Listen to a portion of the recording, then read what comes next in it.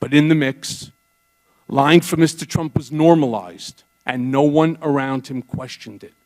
In fairness, no one around him today questions it either. A lot of people have asked me about whether Mr. Trump knew about the release of the hacked documents, the Democratic National Committee emails, ahead of time. And the answer is yes. As I earlier stated, Mr. Trump knew from Roger Stone in advance about the WikiLeaks drop of emails. In July of 2016, days before the Democratic Convention, I was in Mr. Trump's office when his secretary announced that Roger Stone was on the phone. Mr. Trump put Mr. Stone on the speakerphone.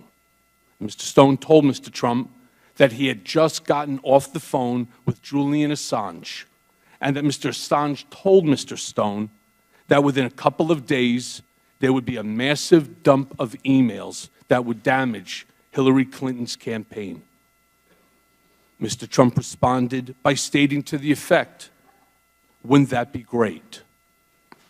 Questions have been raised about whether I know of direct evidence that Mr. Trump or his campaign colluded with Russia. I do not, and I want to be clear, but I have my suspicions. Sometime in the summer of 2017, I read all over the media that there had been a meeting in Trump Tower in June of 2016 involving Don Jr.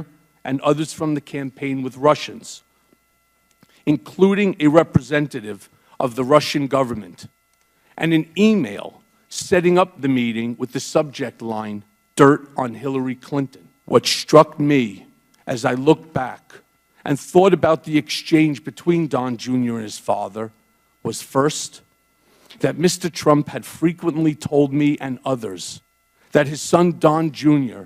had the worst judgment of anyone in the world, and also that Don Jr. would never set up any meeting of significance alone, and certainly not without checking with his father. I also knew that nothing went on in Trump world, especially the campaign, without Mr. Trump's knowledge and approval.